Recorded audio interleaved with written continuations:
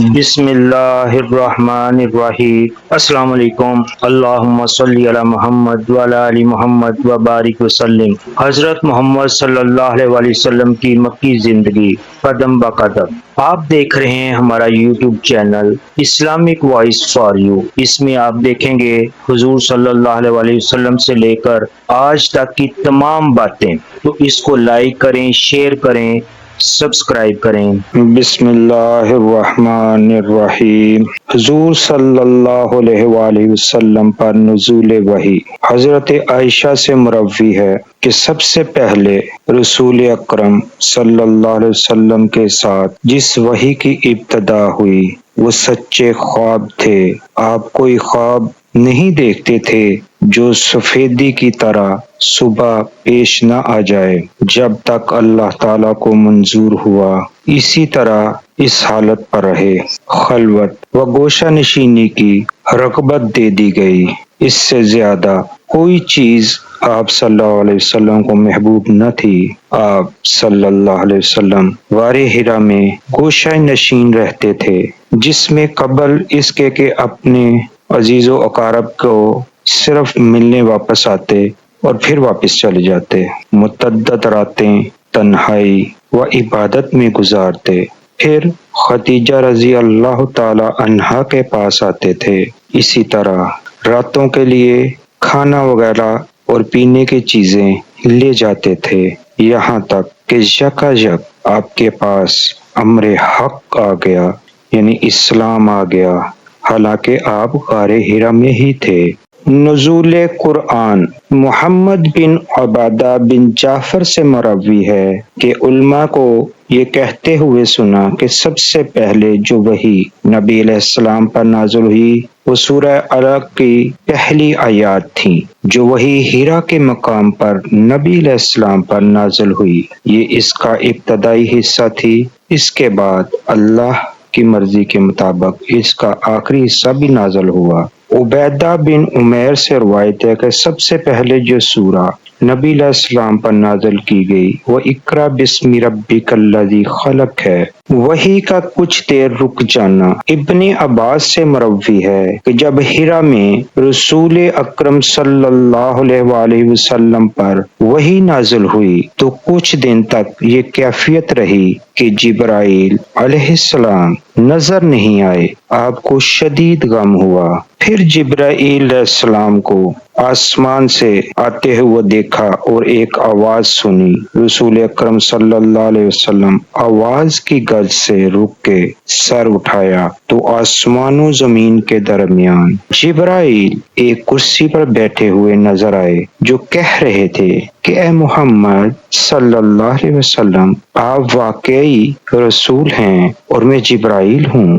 رسول اکرم صلی اللہ علیہ وسلم اس طرح واپس ہوئے کہ اللہ نے آپ کی آنکھیں ٹھنڈی کر دیں اور دل کو مضبوط کر دیا۔ اس کے بعد وحی کا تانتا بانتا بند کیا، یعنی کہ وحی کا آنا مسلسل جاری ہو گیا۔ حضور صلی اللہ علیہ وسلم نے فرمایا کہ وحی جبرائیل علیہ السلام میرے اوپر لاتے ہیں اور مجھے تعلیم دیتے ہیں، جس طرح ایک آدمی دوسرے آدمی کو تعلیم دیتا ہے۔ حضرت عائشہ رضی اللہ تعالی عنہا نے کہا کہ میں نے شدید سردی کے زمانے میں آپ پر وحی کو نازل ہوتے ہوئے دیکھا ہے۔ جب وحی ختم ہو جاتی ہے تو آپ کی پیشانی پر پسینہ ٹپکتا ہوا میں دیکھتی ہوں۔ دعوت اسلام۔ عبد الرحمن نے اپنے والد سے روایت کی ہے کہ رسول اکرم صلی اللہ علیہ وسلم کو حکم دیا گیا کہ آپ کے پاس جو وحی اللہ کی جانب سے آئی ہے اس کی اچھی طرح تبلیغ کریں، لوگوں کو احکام الہی سے ندا دیں اور پکاریں اور انہیں اللہ کی طرف بلائیں۔ آپ ابتدائی نبوت سے 3 سال تک خفیہ طور پر دعوت دیتے تھے، یہاں تک کہ آپ کو کھلم کھلا دعوت اسلام دینے کا حکم ہو گیا اللہ کی طرف سے۔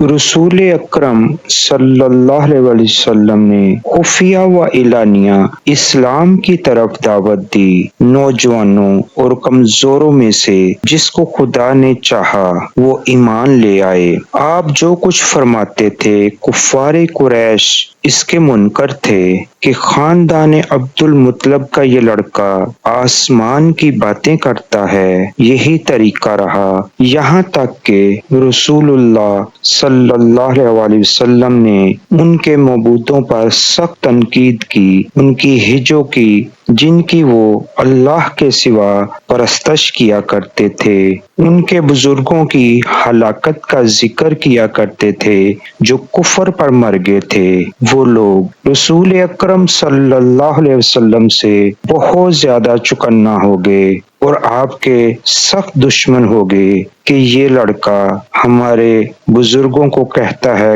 کہ وہ کفر پر مر گئے ہیں اور ہمارے معبودوں کی تضحیق کرتا ہے۔ اس بنا پر کفار قریش آپ کے دشمن بن گئے۔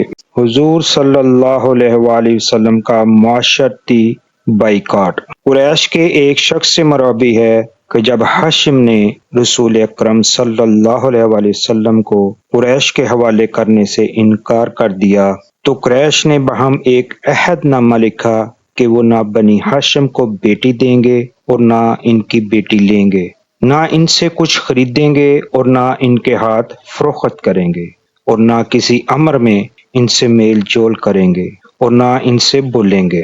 قریش نے باہم یہ عہد نامہ لکھا تو بنی ہاشم 3 سال تک اپنے شب ابی طالب سوائے ابو لہب کے کہ وہ تو ان لوگوں کے ہمراہ شیبے میں نہیں گیا، باقی عبد المطلب بن عبد مناف کا تمام خاندان شب ابی طالب میں چلا گیا۔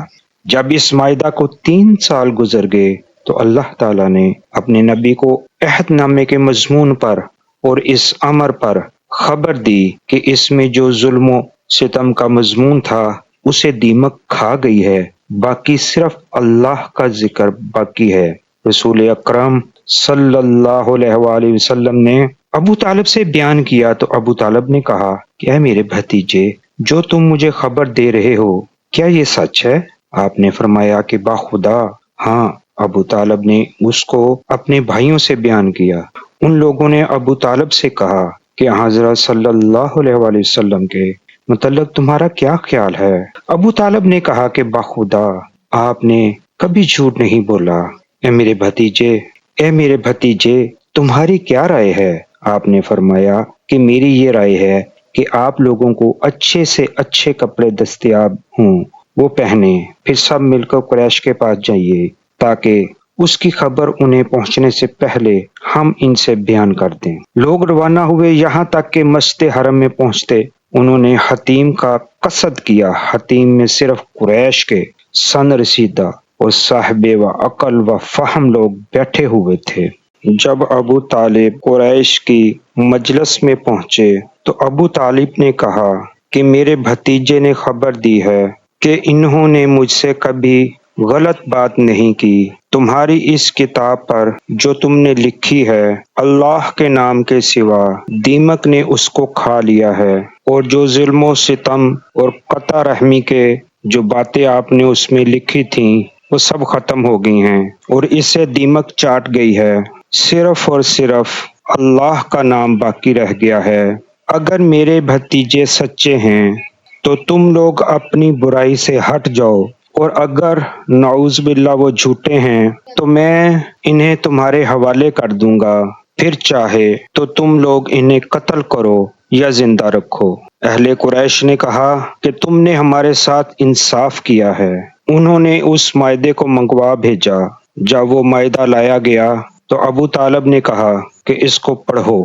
لوگوں نے جب اس کو کھولا تو اتفاق سے وہ اسی طرح تھی جیسے کہ رسول خدا صلی اللہ علیہ وسلم نے فرمایا تھا، سوائے اس حصہ کے جس میں اللہ کا نام تھا، اس کے علاوہ سب کا سب دیمک کھا گئی تھی۔ سب لوگ حیران ہو گئے اور شرمندگی سے ایک دوسرے کو دیکھنے لگے۔ ابو طالب نے کہا کہ کیا تمہیں میں نے واضح نہیں کیا تھا کہ تم نے جو ظلم و ستم ہمارے اوپر کیے ہیں تمہیں اس کا حساب دینا پڑے گا۔ اس بات پر کسی نے ابو طالب کو کوئی جواب نہیں دیا۔ قریش نے بنی ہاشم کے ساتھ جو برتاؤ کیا تھا اس پر چند آدمیوں نے ایک دوسرے کو ملامت کی، مذمت کی۔ ابو طالب یہ کہتے ہوئے شیب ابی طالب میں واپس آئے کہ اے گروہ قریش، ہم لوگ کس بنا پر محصور اور مقید ہیں، حالانکہ حقیقت تمہارے اوپر واضح ہو گئی ہے۔ قید کا زمانہ ختم ہوا۔ ابو طالب اور ان کے ساتھی کعبہ کے پردوں میں داخل ہوئے اور کہا کہ اے اللہ، جن لوگوں نے ہم پر ظلم کیا، ہم سے قطع رحمی کی اور ہماری اس چیز کو حلال سمجھ لیا جو اس پر حرام تھی، اس سے ہماری مدد کر، یہ کہا اور واپس آ گئے۔ اللہ پاک نے حضور صلی اللہ علیہ وسلم کو جو اطلاع دی تھی کہ اللہ کے نام کے سوا باقی تمام تحریر کو دیمک چاٹ گئی ہے، شکر الحمدللہ کہ اللہ پاک نے اس طویل 3 سال کا عرصہ، بہت زیادہ عرصہ ہوتا ہے، نجات عطا فرمائی۔